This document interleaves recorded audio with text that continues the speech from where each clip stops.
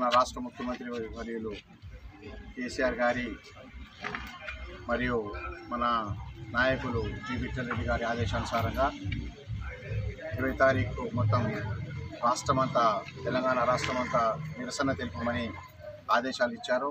దానిలో భాగంగా మేము ఈరోజు ముదోల్ మండల గ్రామంలో మరియు మండల నాయకులందరూ ఎంపీటీసీలు, సర్పంచ్లు మరియు జడ్పీటీసీలు అందరూ కలిసి ప్రజాప్రతినిధులు కలిసి ఈరోజు న్యాయవాది చౌరస్తాలో మన దిష్టిబొమ్మ దహన కార్యక్రమం మరియు చేసి ఇది మన ఎంఆర్ఓ గారికి ఒక మెమోరాండం సమర్పించడం జరిగింది. ఏమంటే మెమోరాండంలో మన రాష్ట్ర ప్రభుత్వం ఏదైతే మన రాష్ట్రము పంట పండించిన వరి ధాన్యం కొనుగోలు జాప్యం చేస్తూ కేంద్ర ప్రభుత్వం ఏదైతే మొండి వైఖరి చేస్తుందో మన రైతులకు ఎంతో మనం రాజకీయంగా అని మన కేసీఆర్ గారు ఎన్నో విధాలుగా ఆదుకోవడం జరుగుతుంది.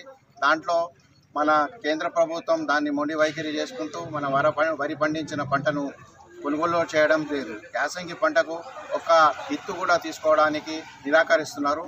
దాంట్లో మన రాష్ట్ర ప్రభుత్వం ఏదైతే మన ప్రాజెక్టులు కట్టి 24 గంటల నీళ్ళు ఇచ్చిన తర్వాత మనకు వరి పంట ఎక్కువ దిగుబడి రావడం వల్ల మనం రైతులందరూ వ్యవసాయంపై మన వరిపైనే ఆధారపడి ఉన్నారు. ఆ వరి పంటనే అద్దాని అంటే మనం ప్రత్యామ్నాయం ఏ పంట వేసుకోవాలో దాంట్లో తికమక అవుతున్నాము. దాంట్లోనే భాగంగా కేంద్ర ప్రభుత్వం ఏదైతే ఇతర రాష్ట్రాలకు పండించిన వరి పంటను తీసుకోవడం జరుగుతుంది, మన రాష్ట్రంలో పండించిన పంటకు వ్యతిరేకంగా తీసుకోవడం జరుగుతలేదు. అది ఇంత మొండి వైఖరి ఎందుకు చేసుకోవడం జరుగుతుందో అసలు అర్థమవుతలేదు. ఇంత సవతి తల్లి ప్రేమ ఎందుకు చూపెడుతున్నదో అసలు అర్థమవుతలేదు. బీజేపీ ప్రభుత్వం